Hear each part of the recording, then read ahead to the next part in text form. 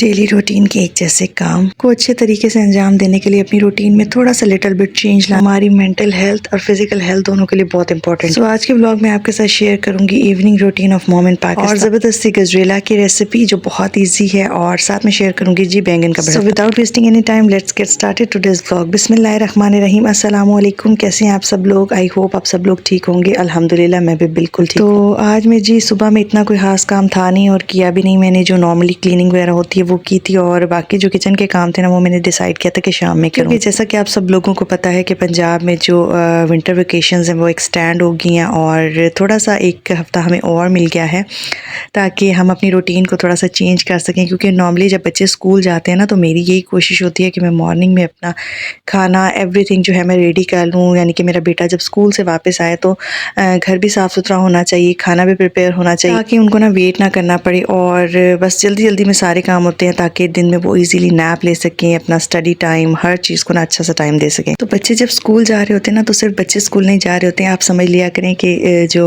Parents हैं ना, खास तौर पे जो मदर हैं उनका भी स्कूल होता है। मुझे याद है जब हम छोटे होते थे तो मामा मेरी जो है ना वॉकिंग डिस्टेंस पे था स्कूल, और हमें जब ड्रॉप करने कभी जाती थी तो बैग कैरी करना ईच एंड एवरीथिंग। तो कभी कोई आंटी रास्ते में मिलती थी वो यही कहती थी कि आप भी स्कूल जा रहे हो। तो इस तरह से होता है कि जी बच्चों की जो माएँ हैं ना उनका भी साथ स्कूल टाइम स्टार्ट हो चुका होता है, उनके माइंड में भी ना वही स्ट्रेस चल रही होती है, बस इनका रिजल्ट अच्छा है, ये टाइम से पढ़ लें, इनकी नींद पूरी हो, ये अच्छा खा लें।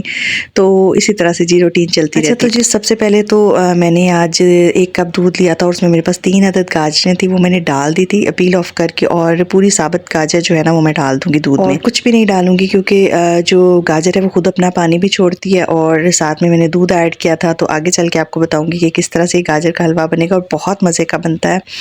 मस्ट ट्राई कीजिएगा। अगर आप इसको खोए के बगैर भी बनाएंगे ना तो किसी को ये पता ही नहीं चलेगा कि इसमें खोया डला हुआ है। और साथ में जी आज मैंने बनाना था बैंगन का भरता, और फर्स्ट टाइम मैं बनाने जा रही थी। बहुत टाइम पहले मैंने बनाया था लेकिन अभी काफ़ी लॉन्ग टाइम के बाद मैं दोबारा फर्स्ट टाइम बनाने जा रही थी। मैंने सोचा मैं रेसिपी आपके साथ शेयर करती। अच्छा, यहाँ पे चूल्हे पे जी मैं फॉइल लगा रही थी, और फॉइल लगाने का मकसद ये था कि चूल्हा जो है ना वो जब बैंगन को हम बेसिकली जब आग के ऊपर रखते हैं जलाने के लिए तो उसका जो भी पानी वगैरह निकलेगा ना तो वो चूल्हे के ऊपर ना, क्योंकि बेशक ये हमारे स्टोव जो है ये स्टेनलेस स्टील होती है लेकिन एक बहुत बुरे से जो है ना निशान पड़ जाते हैं, जो समझ लें कि बहुत मुश्किल हो जाता है रिमूव करना उनको और बहुत टाइम टेकिंग होते हैं। तो बस उसी टाइम्स को सेव करते हुए ना मैं यहाँ पे मैंने कहा मैं पहले एल्युमिनियम फॉइल लगा लेती हूँ। अच्छा, मेरे पास छोटे साइज़ के बैंगन थे, इस वजह से मैंने 3 रख दिए थे साथ ही। अगर कोई बड़ा होता तो फिर मैं जस्ट एक एक करके रखती, और छोटे थे इस वजह से मैंने कहा तीनों को साथ रख देती हूँ तो जल्दी जल्दी से बन जाए। साथ ही किचन में जो भी चीज़ें होती हैं ना, समेटा समेटी और बर्तन को वॉश करना, वो मैं साथ साथ कर लेती हूँ क्योंकि मुझे अपना पूरा दिन समझ लें कि पूरा दिन आप किचन में गुजारें तो अगर मूड अच्छा होता है तो बंदा गुजार भी लेता है, लेकिन समटाइम आपको इतनी थकावट हो चुकी होती है ना कि आपका बिल्कुल दिल नहीं करता। तो साथ साथ जी गाजरें मेरी दूध में बॉयल हो रही थी, और आपने जो चूल्हा है ना वो बिल्कुल लो फ्लेम पे रखना है।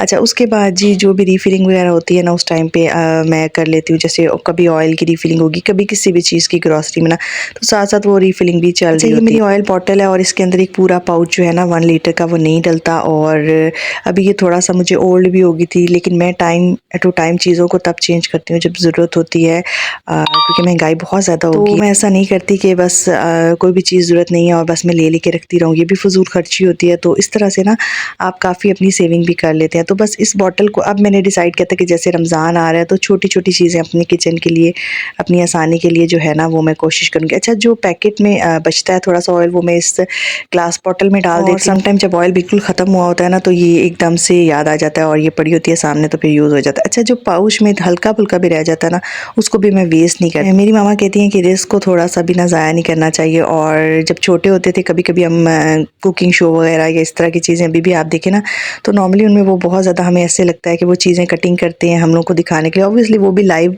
कुकिंग चल रहा होता है तो उसमें बहुत सारी चीज़ें जो होती है ना वो बस काटते हैं आधी, और आधी जो है ना वो बिन में थ्रो कर देते हैं। तो फिर रिस्क को वेस्ट नहीं करना चाहिए हमें, घरों पे तो इन चीज़ों की बहुत एहतियात करनी चाहिए। जब बैंगन को जलाने के लिए आप रखते हैं ना तो उसकी स्किन जैसे ही आपको लगे ना कि थोड़ी सी ढीली हो रही है, मतलब यूँ रिंकल्स उस पर आ रहे हैं, तो आपने उसको उतार लेना है और किसी भी फोक की हेल्प से, नाइफ़ की हेल्प से, यहाँ पे मैंने नाइफ़ लिया और नाइफ़ की हेल्प से ना मैं इसको रिमूव करूँगी।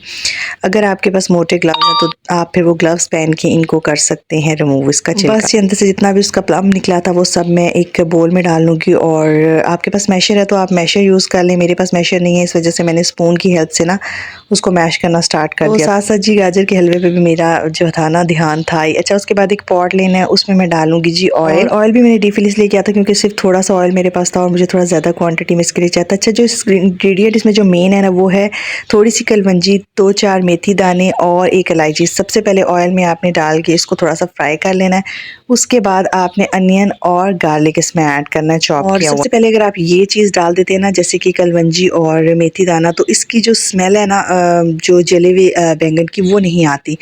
उसके बाद ये टमाटर का भी मैंने पेस्ट बना लिया था और टमाटर भी यहाँ पे मैं ऐड कर दूंगी और फिर मैं जी इसको अच्छे से मिक्स कर लूँगी। और इसमें काफ़ी अचार का टच आता है। अच्छा, थोड़ा सा मैं इसमें ऐड करूँगी बिरयानी मसाला, कोई भी आपके पास अवेलेबल है आप डाल सकते हैं। और जितने भी बेसिक मसाले हैं ना मेरे पास, नमक, मिर्च, सूखा धनिया, ज़ीरा पाउडर, हल्दी सब डाल के और थोड़ा सा जो है ना बिरयानी मसाला ऐड करना है और इसको अच्छे से इसकी भुनाई कर लेनी है। भुनाई करते हुए थोड़ा सा पानी ऐड करना है और सही उसका मसाला बन जाए देन आपने वो जो मिक्सचर बनाया है ना बैंगन का जो बेसिकली प्लम, वो ऐड करना है और फिर मिक्स कर देना और थोड़ी सी देर ना दम पे लगा देना। इन द मीनवाइल मैंने सोचा कि मेरे पास धनिया आया हुआ था और 2-3 दिन से टमाटर या कोई भी चीज़ आती थी तो उसके साथ धनिया आता था। तो मेरा ना मोस्टली मैं बहुत कम खानों में जो है धनिया ऐड करती हूँ। तो फिर मैंने आज सोचा कि नहीं ये ख़राब हो जाना, इसको मैं जल्दी से समेट लें। फिर जो धनिया मैंने फ्रीज़ करना होता है ना उसको मैं कभी भी वॉश नहीं करती, उसको मैं इसी तरह से ना साफ़ करके और उसकी कटिंग कर लेती हूँ with the help of scissor और उसको मैं फ्रीज़ कर देती हूँ। फिर जब मुझे यूज़ करना होता है तो उतना सा मैं निकाल के ना वॉश करके तो यूज़ कर लेती हूँ। तो इस तरह के कंटेनर्स हमारे पास घरों में बहुत आम होते हैं, बहुत ज़्यादा होते हैं बल्कि। तो इस तरह के किसी भी कंटेनर में ना आप इसको स्टोर कर सकते हैं। तो इससे जो है ना, क्योंकि टिश्यू पेपर में भी आप रखें ना, समटाइम मैं रखती थी टिश्यू पेपर में भी, मुझे फिर याद नहीं रहता था या मैं डालती नहीं थी धनिया। तो ज़्यादातर तो खैर धनिया अब आगे बहुत यूज़ होने वाला है, रमज़ान आ रहा है तो पकौड़ों में तो बहुत डेली रूटीन में यूज़ होता है।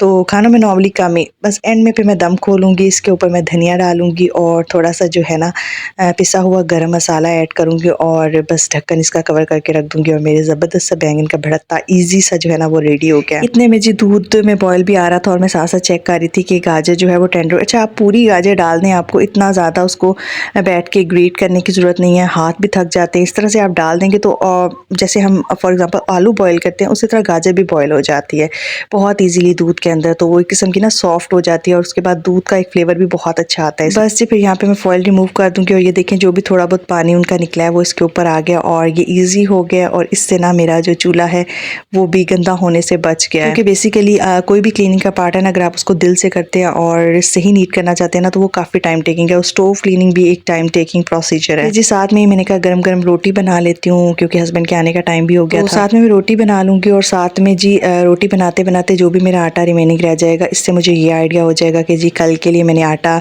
नया गूंदना है या जो भी है या फ्रीज़र से निकालना है, तो वो फिर इस तरह आइडिया हो जाएगा। ये इसको मैं बोल को भी एम्प्टी कर दूँगी और खाना बनाने के बाद जो भी बर्तन होंगे उनको भी वॉश कर दूँगी। क्योंकि जब आप मॉर्निंग में उठते हैं ना और आपको किचन बड़ा क्लियर मिलता है तो यकीन माने एक अजीब सा दिल को सुकून होता है। जैसे आप कहीं जाएँ ना और घर को आप बिल्कुल क्लीन करके जाएँ ना तो फील कीजिएगा जब आप घर वापस आते हैं ना तो एक सुकून की लहर जो है ना वो आपको आपकी दिमाग में घूम जाती है कि भाई ये तो बहुत अच्छी बात है हम आए हैं और हमारा घर जो होम मेकर है ना उनकी कोई भी ऑफ डे नहीं होता सवाए उसके जिस दिन वो सिक हो जाए। और मेरी बहुत सारी ऐसी बहनें हैं जो बेचारी सिक होके भी उन्हें बहुत सारी जिम्मेदारियां जो है ना वो देखनी पड़ती हैं। अच्छा, उसके बाद जी दूध यहाँ पे दूध में गाजर दूध भी बिल्कुल ड्राई होने लग गया था और गाजरें मैंने देखें इसी स्पैचुला की मदद से मैंने इसको ना बिल्कुल वो कर लिया है, मैश कर लिया। मैंने इसको भूनते भूनते इसमें पहले शुगर ऐड की है, ठीक है, ब्राउन शुगर। उसके बाद उसको थोड़ा सा भुना और ताकि शुगर का भी जो भी पानी वगैरह बनना है वो भी उसको भी ड्राई करके फिर एंड में बिल्कुल एंड ऑफ द जब मैं उतारने लगूंगी ना उससे 2 मिनट पहले मैंने इसमें देसी घी ऐड किया। आप नॉर्मल घी भी डाल सकते हैं, ऑयल नहीं यूज़ करना, घी ही यूज़ करना। शुगर वाला जो क्लिप था ना वो मेरे से डिलीट हो गया था। अच्छा, उसके बाद जी यहाँ पे मैंने इसको ये ज़बरदस्त सब बन गया और जैसे ही ऑयल इसका अलग होना है तो आपने इसको बोल में निकालना। और ये एक बोल बना था और इतना कोई मज़े का था, बनाया मैंने बिल्कुल थोड़ा सा था लेकिन फिर भी मैंने सोचा कि मैं रेसिपी आपके साथ ज़रूर शेयर करती हूँ और ताकि आप लोग भी इसको फॉलो करें और इंजॉय करें। अच्छा, फिर जितना भी था ना हलवा वो मैंने उसके साथ से पॉट के साथ उतार लिया था और पॉट थोड़ा सा ना बर्न भी हो गया था तो उसमें मैं अभी ही जो है ना पानी डाल के रख दूँगी ताकि जब भी मैं उसको वॉश करूँ तो मेरे लिए आसान हो। बस जी उसके बाद मैं उसको गार्निश करूँगी विद सम ड्राई फ्रूट। और ये देखें जी बहुत मज़े का ऐसे लगता है कि इसके अंदर ढेरों ढेर खोया डाला हुआ है। बस फिर यही था मेरा आज का व्लॉग। अगर व्लॉग थोड़ा सा भी अच्छा लगा है तो जाने से पहले चैनल को सब्सक्राइब कीजिएगा, वीडियो को लाइक और शेयर ज़रूर कीजिएगा और दुआ में याद रखिएगा। अपना बहुत सारा ख्याल रखिएगा। Take care. अल्लाह हाफ़िज़। अल्लाह निगहबान है।